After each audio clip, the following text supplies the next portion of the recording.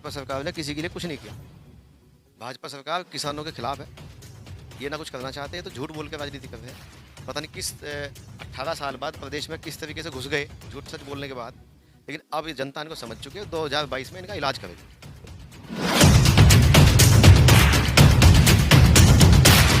UP महासंग्राम 2022 Uttar Pradesh के अंदर विधानसभा चुनाव का बिगुल बज चुका है।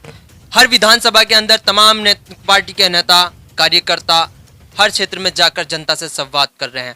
आज इसी कार्यक्रम में हमारे साथ मौजूद है उत्तर प्रदेश के पूर्व मंत्री योगराज सिंह। सबसे पहले मैं इनका स्वागत करूंगा इंडिया प्लस न्यूज में, बहुत बहुत स्वागत है।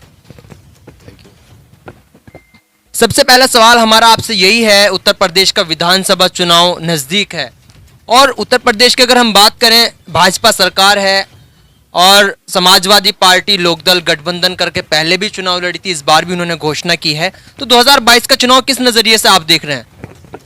देखिए, उत्तर प्रदेश के चुनाव में जो है आजकल जो किसान का मूवमेंट है, ये किसानों का प्रदेश है और यहाँ किसानों की जो हालत है बहुत ख़राब है। जो फिलहाल राज्य में सरकार गवर्नमेंट है तो उसने किसानों के लिए कोई सोच नहीं बनाई। आज गन्ने का भाव देखिए आप, गन्ने का भाव 4 साल से बढ़ा नहीं है। बिजली के बिल जो है, जो पहले बिजली के बिल थे उसमें मतलब कई गुना की बढ़ोतरी है। एक आम आदमी जो है जिसके पास 10 बीघे ज़मीन हो, वो एक उसका मकान हो, 2 बल्ब उसके घर में जलते हो, तो 40,000 रुपये का बिल 1 महीने का है। तो ये स्थिति, बिजली महंगी हो गई। आप डीजल देखिए, पेट्रोल देखिए, आप इनके क्या भाव है। डीजल का दाम जो है सैकड़े के पार पहुंच गया। और खाद, यूरिया खाद, तमाम जितनी भी खेती से संबंधित वस्तु है वह सब महंगी हो चुकी है। यानी कि मोस्टली अगर बात करें, भाजपा सरकार किसानों को लेकर, किसानों के लिए कोई काम नहीं किया, लेकिन और भी काम है जो किसान जनता के लिए नहीं की भाजपा सरकार ने। भाजपा सरकार ने किसी के लिए कुछ नहीं किया। भाजपा सरकार किसानों के खिलाफ है, ये ना कुछ करना चाहते हैं, तो झूठ बोल के राजनीति कर रहे हैं। पता नहीं किस 18 साल बाद प्रदेश में किस तरीके से घुस गए झूठ सच बोलने के बाद, लेकिन अब जनता इनको समझ चुकी है। 2022 में इनका इलाज करेगी। नहीं, जनता तो अभी भी कहती है कि भाजपा सरकार है, सबका साथ है, सबका विकास है और विश्वास है, और ये भी कहती है कि चाहे कितनी ही महंगाई हो जाए, हम सरकार योगी और मोदी को ही बनाएंगे। चुनाव आने वाले हैं, इनको पता चल जाएगा। किसान मन बना चुका है। इस बार किसान बिरादरी 36 कौम, जिसमें सभी जाति के लोग हैं, सभी जाति इनके खिलाफ वोट करेंगे। अच्छा, समाजवादी पार्टी और लोकदल पहले भी चुनाव लड़ा है, लेकिन पहले भी वो सत्ता नहीं हासिल कर सके, उसके बावजूद फिर भी गठबंधन की घोषणा की है। और एक बात देखा जाए कि लोकदल से अजीत सिंह का जाना, इस बार युवाओं के कंधे पर लोकदल है, तो किस तरीके का रुझान रहने वाला है? क्या लोकदल लोगों के, जनता से संवाद कर 2022 के चुनाव को सक्षम बनाएगी, जीतेगी? किस तरीके का आप लगातार मुसलसल क्षेत्र में जा रहे हैं, क्योंकि चुनाव की तैयारी सभी पार्टी कर रही है, उसमें समाजवादी हो, उसमें लोकदल हो, उसमें भाजपा हो, बसपा हो, और एक असदुद्दीन ओवैसी भी उत्तर प्रदेश में घोषणा कर चुके हैं वो 100 सीटों पे चुनाव लड़ेंगे। देखिए, जो किसान बिरादरी है वो राष्ट्रीय लोकदल के जो अध्यक्ष हैं माननीय जयंत चौधरी जी हैं, युवा हैं, तो उनके साथ जुड़ चुकी है। अखिलेश जी के साथ जुड़ गए हैं लोग बाग। तो निश्चित रूप से इस बार जो रिजल्ट आएगा ना, वो बिल्कुल बहुत ज़्यादा, बहुत बड़ी सीटों के मार्जिन से जो है इस बार गठबंधन जो है यहाँ सरकार बनाएगा। आने वाली सरकार में आप चुने जाते हैं, अगर आप चुने जाते हो तो जनता के लिए क्या अलग आपकी सरकार करेगी? क्या मैनिफेस्टो आपकी पार्टी तैयार कर रही है? किसानों के लिए क्या होगा? बेरोजगार युवा हैं, मजदूर हैं, बढ़ती महंगाई है। देखिए, ये तो बात तय है कि गठबंधन जीतेगा यहाँ से। प्रदेश में अखिलेश जी की, जयंत जी की सरकार होगी। और युवाओं के लिए आप देखिए, आज युवा कितना तंग है। पिछले 7 साल में जो युवा 22 साल का था, आज वो 29 साल का हो चुका। उसकी नौकरी की एज निकल चुकी, तो वो कहाँ जाएगा युवा? इतनी ख़राब स्थिति युवा की है कि लोग बाग सुसाइड कर रहे हैं। लोगों के पास एक उसका फ्यूचर के लिए कोई प्लान नहीं है, गवर्नमेंट की कोई पॉलिसी नहीं है।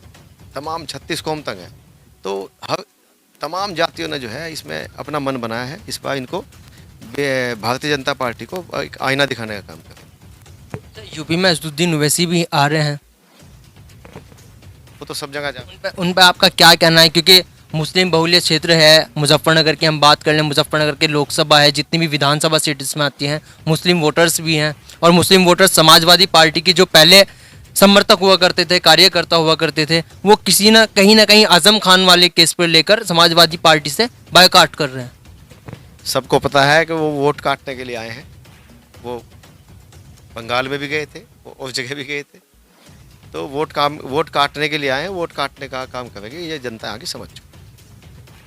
अच्छा, अभी एक भाजपा पार्टी के विधायक से वो कह रहे थे, कहने लगे लोकदल नहीं है वो लटदल है।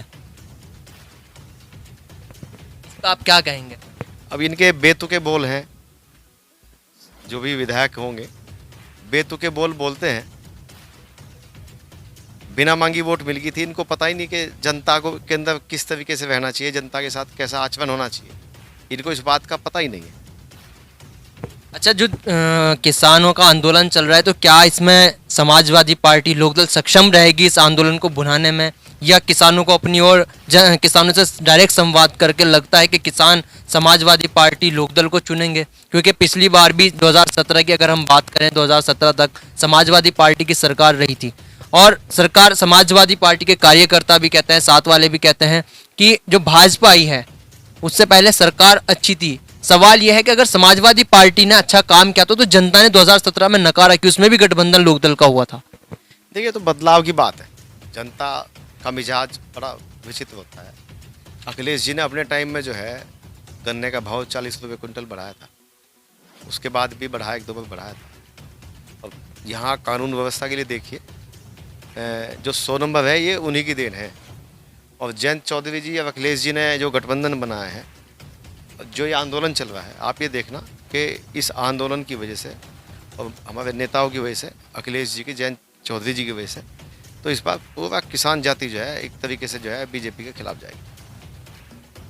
यानी कि किसानों को, सरकार को किसानों के लिए कुछ करना चाहिए था। मेन मुद्दा जो था किसानों का, आप जो इलेक्शन इस बार जो होंगे किसानों के साथ दे करके समाजवादी पार्टी और लोकदल चुनाव लड़ रही है, यानी कि किसानों का इस बार आपको समर्थन है। गन्ने का पेमेंट क्यों नहीं किया इन्होंने? गन्ने का भाव 4 साल से क्यों नहीं बढ़ा? ये एक सवाल है। जब अब तक नहीं कुछ किया, अब क्या करेंगे? अब तो समय निकल चुका है इनके हाथ से।